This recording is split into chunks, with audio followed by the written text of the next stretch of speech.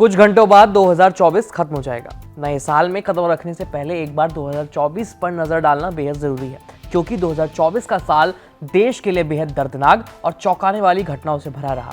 इस साल जो कुछ घटनाएं हुई वो ऐसी थी कि न सिर्फ देश भर में चर्चा का मुद्दा बनी, बल्कि इनसे सरकार के साथ साथ आम जनता भी हैरान हो गई, या यूं कहें कि परेशान हो गई।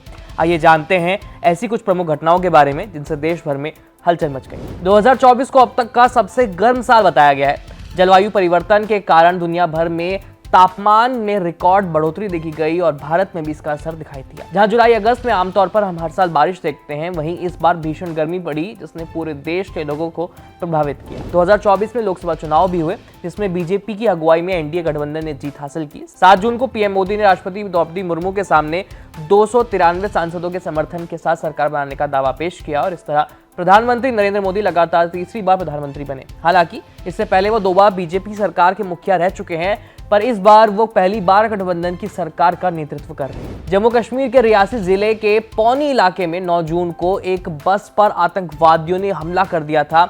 ये बस शिवखोरी से कटरा जा रही थी, तभी आतंकियों ने गोलीबारी कर दी। इस हमले के बाद बस खाई में जा गिरी, जिसमें एक बच्चे समेत 9 लोगों की मौत हो गई। उत्तर प्रदेश के हाथरस में 2 जुलाई को सत्संग के बाद मची भगदड़ में 123 लोगों की मौत हो गई।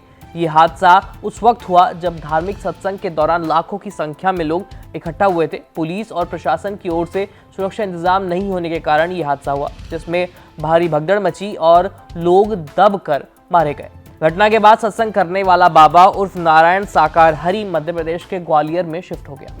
केरल के वायनाड जिले में 30 जुलाई की रात एक भीषण भूस्खलन हुआ। इस भूस्खलन की त्रासदी में कई किलोमीटर का इलाका पूरी तरह से बह गया। आधिकारिक आंकड़ों के मुताबिक भूस्खलन में 400 से ज्यादा लोगों की मौत की पुष्टि हुई, वहीं 397 लोग घायल हुए हैं और 118 लापता है। घटना के बाद कई इलाकों में बचाव अभियान भी चलाया गया। बर्बादी का मंजर देखकर दिल दहल उठता है। इस त्रासदी में लगभग 1200 करोड़ रुपए का नुकसान बताया गया। कोलकाता के आरजीकर मेडिकल कॉलेज और अस्पताल में 9 अगस्त की रात दिल दहला देने वाली घटना हुई। यहाँ एक महिला ट्रेनी डॉक्टर के साथ रेप के बाद उसकी बेरहमी से हत्या कर दी गई। ये घटना देश भर के लोगों में आक्रोश का कारण बनी। न सिर्फ बंगाल बल्कि पूरे देश के डॉक्टरों ने सड़कों पर आकर विरोध प्रदर्शन किया, जिससे कई बड़े अस्पतालों का काम भी प्रभावित हुआ।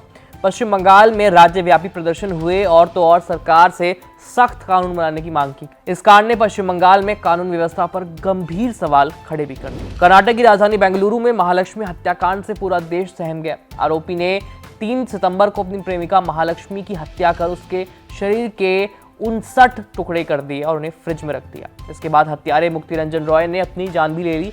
मरने से पहले मुक्ति रंजन रॉय ने एक चिट्ठी लिखी थी, जिसमें उसने लिखा था कि उसने ये क्रूर अपराध इसलिए किया क्योंकि वो महालक्ष्मी के व्यवहार से तंग आ चुका था और अगर वो उसे नहीं मारता तो महालक्ष्मी उसकी हत्या कर देती। तिरुपति मंदिर के प्रसाद लड्डू में जानवरों की चर्बी के इस्तेमाल को लेकर विवाद सामने आया था। ये विवाद 18 सितंबर से शुरू हुआ और आंध्र प्रदेश के मुख्यमंत्री और टीडीपी सुप्रीमो चंद्रबाबू नायडू ने इस दौरान आरोप लगाया कि तिरुपति के प्रसाद में चर्बी मिलाई जा रही है। इस विवाद ने तिरुपति मंदिर प्रशासन को कटघरे में लाकर खड़ा कर दिया और मंदिर के प्रसाद पर एक बड़ी बहस छिड़ गई। देश के जाने माने उद्योगपति रतन टाटा का 9 अक्टूबर को निधन हो गया। वो 86 साल के थे। रतन टाटा को उनके ढेर सारे कामों के लिए याद किया जाता है। उनके निधन के बाद पूरे देश में शोक की लहर दौड़ी। कर्नाटक की राजधानी बेंगलुरु में 9 दिसंबर को इंजीनियर अतुल सुभाष ने अपनी जान ले ली। मरने से पहले अतुल ने एक 1.5 घंटे लंबा वीडियो और 24 पन्नों की चिट्ठी छोड़ी थी, जिसमें उन्होंने अपनी पत्नी निकिता और उसके परिवार पर झूठे केस में फंसाकर पैसे ऐंठने और मानसिक शोषण करने का आरोप लगाया था। इस मामले में फिलहाल निकिता सिंघानिया, उसकी मां और भाई की गिरफ्तारी हो चुकी है।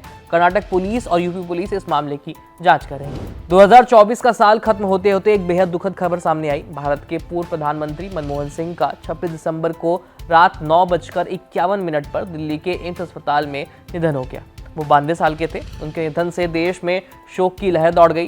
डॉक्टर मनमोहन सिंह को उनके योगदान के लिए याद करते हुए देश भर के अलग अलग क्षेत्रों के लोगों ने उन्हें श्रद्धांजलि अर्पित की। इस खबर में इतना ही। उम्मीद करते हैं आपका 2024 साल अच्छा गुजरा होगा और आने वाले 2025 के लिए आपको ढेरों शुभकामनाएं। मेरा नाम है आयुष। देखते रहिए एबीपी लाइव। धन्यवाद।